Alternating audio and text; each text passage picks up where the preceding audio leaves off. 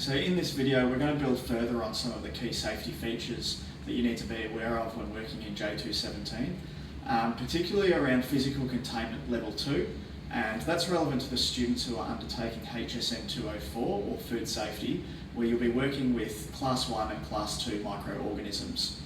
So a physical containment level 2 has a different set of standards and guidelines that you need to follow when working under these conditions, because you're using or working with particularly infective bacteria or other microorganisms. So how you'll know is if you need to be working under PC2 conditions is that this sign will be placed on the door as you enter. So just take note and be aware that if this sign is up, you need to be a little bit extra vigilant around maintaining the appropriate hygiene behaviours and wearing all of your appropriate PPE.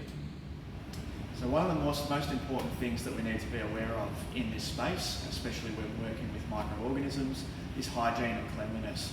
First thing you want to do when you come into your space, and this is because potentially the people before you weren't as clean as you might be, is use the liquid, the pink liquid in the plastic bottles known as Virkon. This is a high-grade disinfectant and it's going to go through and kill any bugs that might be on your working space. So first thing you want to do is give your bench a quick spray and a wipe down with paper towel. And that's going to kill any bugs that might still be present from the class before. And then into the biological waste bin. So now we'll quickly go through a few of the things that you might be using in your class. Here we have plain microscope slides.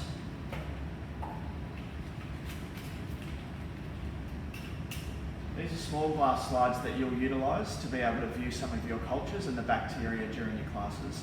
Once you've used these, they need to go into the sharps bin, which is the round bio can here. And that's the only item you'll need to put in the sharps bin, but very important that they go into this one and not the biological waste bin. Something else we'll be using quite frequently are petri dishes. So it's really important when you label a petri dish that you label all the way around the outside with the bacterial culture name, the date, your initials, what bench you're working on, and the class that you're in.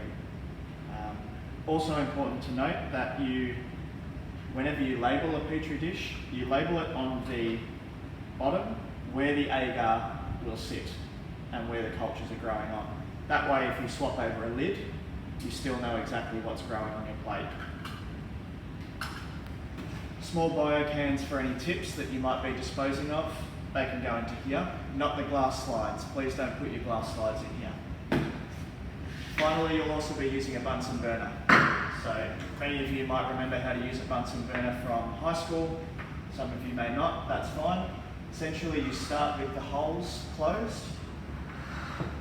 You light your flame, turn on your gas and light it up. The yellow flame is considered our safety flame, and if you ever leave your bench, make sure you turn it so that the holes are closed and that you can see it's yellow.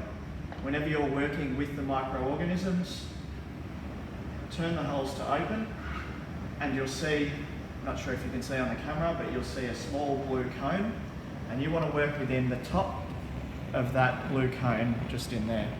And whenever you're working aseptically, which is a technique that you'll learn to do while you're working in this class, you need to use that top of the blue cone there to flame your loop all the way in and all the way back out. And that loop is now sterile and ready to use with your bacterial cultures, and this avoids getting any contamination.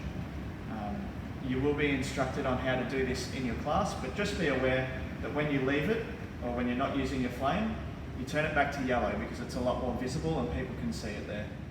So once again, once you've finished using your workspace and you've packed everything away and it's all neat and tidy, the last thing that you do at your workbench is again give it a good spray with the Virkon and give it a wipe down with paper towel.